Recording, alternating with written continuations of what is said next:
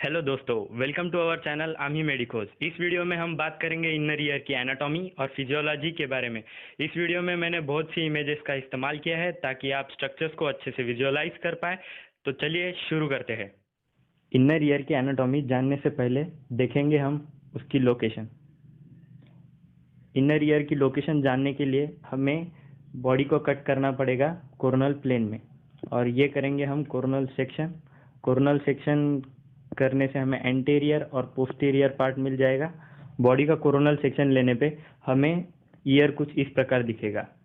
ये होता है पिन्ना, ये होता है एक्सटर्नल ऑडिटरी कैनाल, और ये होती है टिम्पैनिक मेम्ब्रेन। ये सारे स्ट्रक्चर फॉर्म करते हैं एक्सटर्नल ईयर।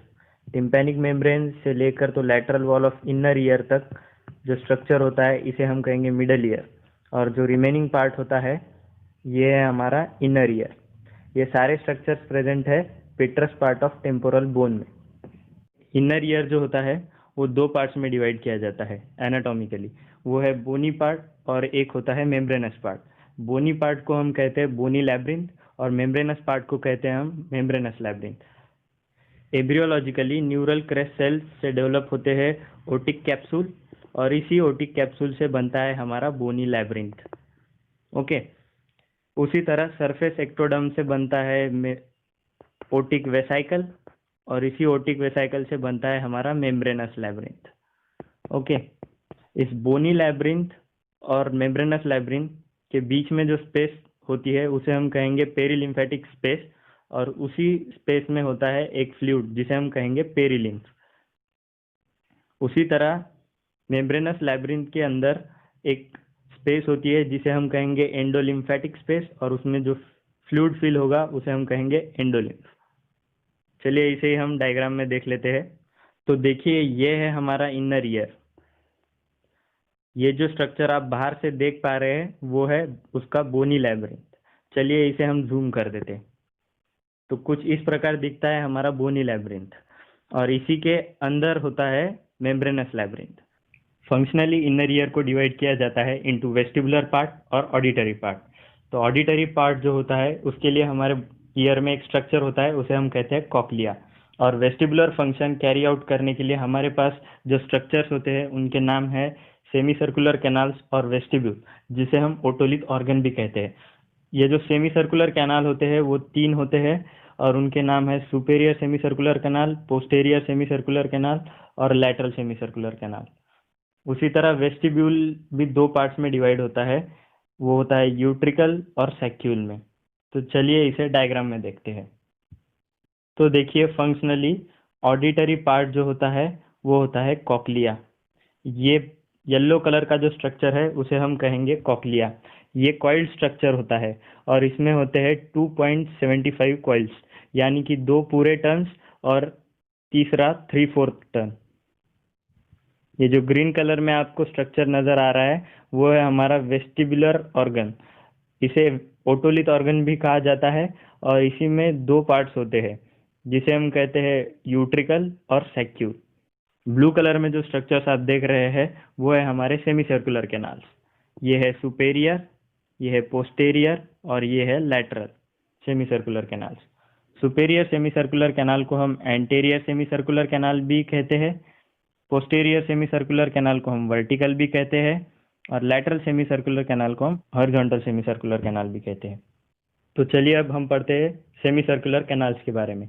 हमारे एक ईयर में 3 सेमी सर्कुलर कैनाल्स होते हैं, और एक सेमी सर्कुलर कैनाल कुछ इस प्रकार दिखता है।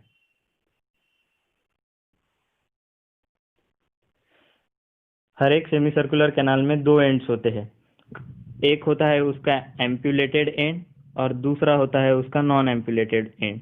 तो इस हिसाब से 3 सेमी सर्कुलर कैनाल्स के होने चाहिए 6 एंड्स, लेकिन इसके 6 एंड्स न होते हुए सिर्फ 5 एंड्स ही होते हैं। तो ये कैसे, चलिए हम देखते हैं डायग्राम में।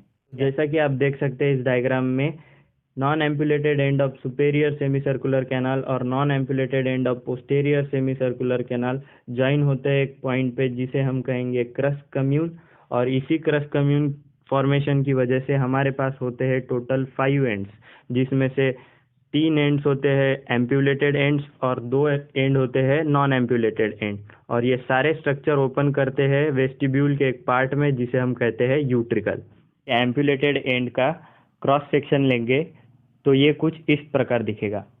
तो देखिए ये हमारा सेमी सर्कुलर कैनाल का एम्प्यूलेटेड एंड जिसमें प्रेजेंट है क्रिस्टा एम्प्यूलरिस, ये हेयर सेल्स जो कि एक्ट करते हैं एज सेंसरी एपिथेलियम, और इनके ही प्रोजेक्शंस को हम कहते हैं काइनोसीलिया। ये काइनोसीलिया प्रेजेंट होते हैं क्यूप्यूला के अंदर। इन सभी स्ट्रक्चर्स के ऊपर प्रेजेंट होता है एक जिलेटिनस कोट जिसे हम कहेंगे क्यूप्यूला। तो मान लीजिए ये हमारा लेफ्ट साइड और ये हमारा राइट साइड। तो जब भी कोई पर्सन लेफ्ट साइड में अपनी गर्दन घुमाता है तो उस टाइम इनर्शिया के कारण एंडोलिम्फेटिक फ्लूइड जो होता है वो अपोजिट डायरेक्शन में मूव करता है, और इस एंडोलिम्फेटिक फ्लूइड के अपोजिट डायरेक्शन में मूव करने के कारण ये क्यूप्यूला बेंट हो जाता है, जिसके कारण काइनोसीलिया भी बेंट हो जाते हैं।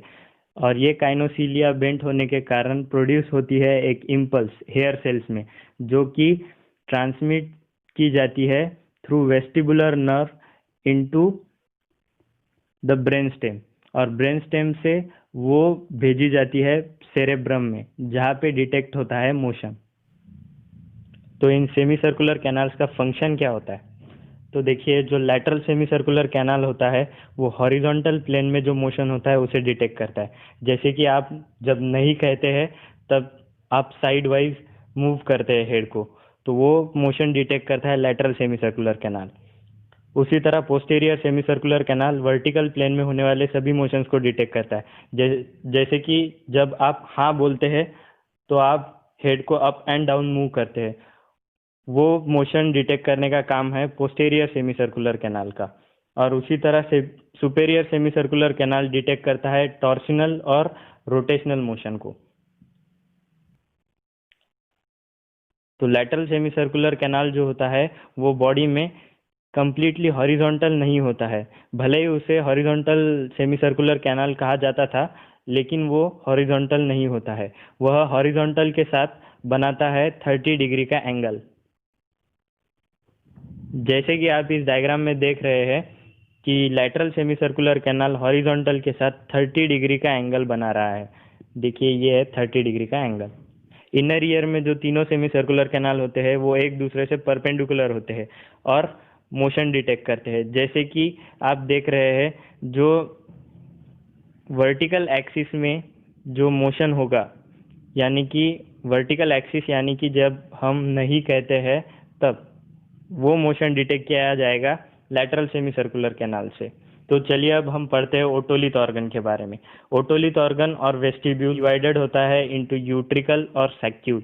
यूट्रिकल जो होता है वह लीनियर एक्सीलरेशन डिटेक्ट करता है। Utricle linear acceleration horizontal plane में डिटेक्ट करता है, और सैक्यूल जो होता है वो लीनियर एक्सीलरेशन डिटेक्ट करता है वर्टिकल प्लेन में। जब आप कार से ट्रैवल कर रहे होते हैं तब जो मोशन डिटेक्ट किया जाता है वो डिटेक्ट किया जाता है यूट्रिकल की वजह से, और जब आप लिफ्ट से ट्रैवल कर रहे होते हैं तो मोशन डिटेक्ट किया जाता है सैक्यूल की वजह से।